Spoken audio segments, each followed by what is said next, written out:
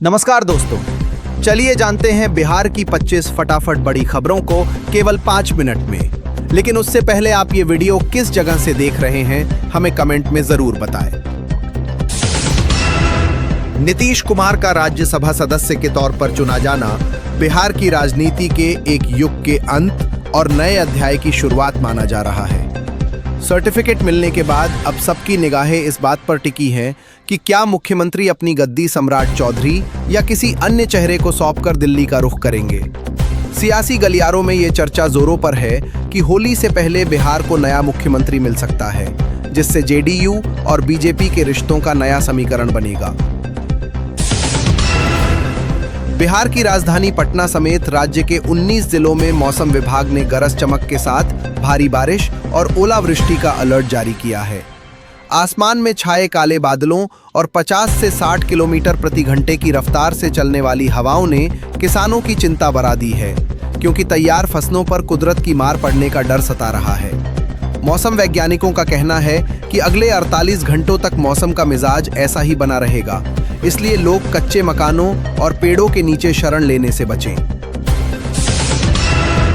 मोतिहारी में पुलिस और एसटीएफ की टीम ने एक बड़ी कार्रवाई करते हुए कुख्यात अपराधी कुंदन ठाकुर और उसके साथी प्रियांश दुबे को एनकाउंटर में ढेर कर दिया है।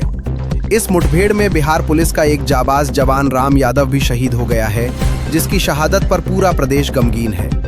कुंदन ठाकुर ने पिछले दिनों पुलिस को खुली चुनौती दी थी, जिसके बाद एसटीएफ ने जाल बिछाकर इस ऑपरेशन को अंजाम दिया और इलाके में खौफ का दूसरा नाम बने अपराधियों का अंत किया।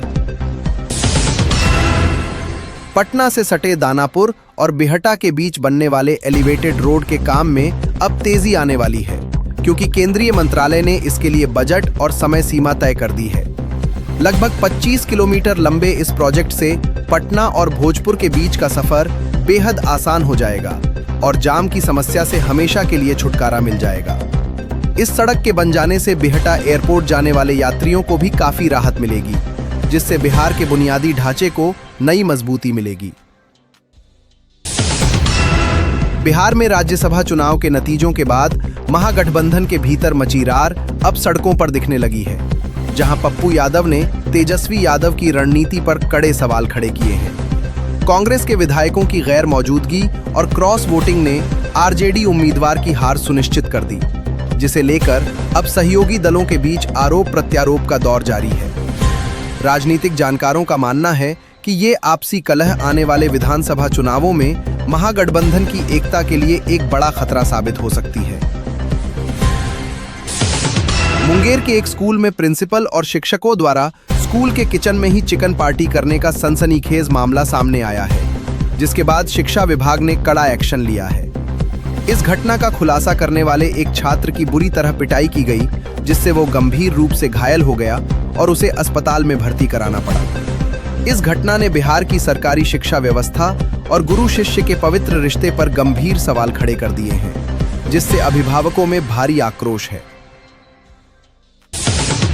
बिहार के मधुबनी जिले से मानवता को शर्मसार करने वाली एक खबर आई है, जहां कर्ज के मामूली विवाद में एक महिला को बिजली के खंभे से बांधकर बेरहमी से पीटा गया।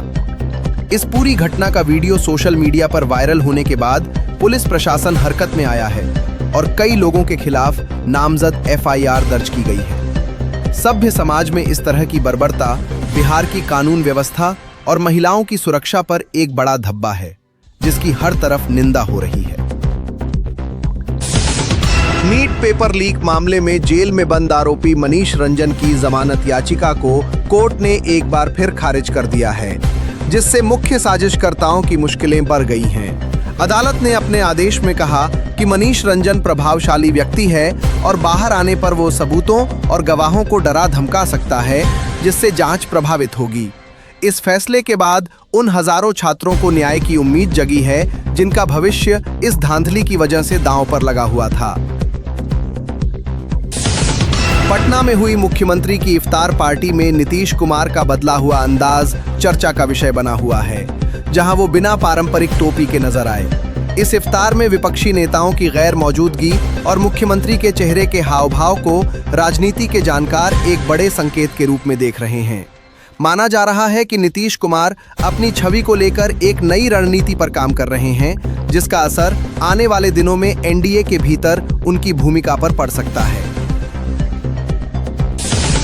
बिहार में गैस सिलेंडरों की किल्लत के चलते अब आम आदमी की थाली से लेकर चाय और समोसे तक के दाम 20 से 30% तक बढ़ गए हैं। रेस्टोरेंट मालिकों का कहना है कि ब्लैक में गैस खरीदने की वजह से उन्हें अपने मेन्यू में कटौती करनी पड़ रही है और रेट बढ़ाना उनकी मजबूरी बन गई है। इस महंगाई ने आम जनता की कमर तोड़ दी है और लोग सरकार से मांग कर रहे हैं कि जल्द से जल्द आपूर्ति सामान्य की जाए ताकि उन्हें राहत मिल सके।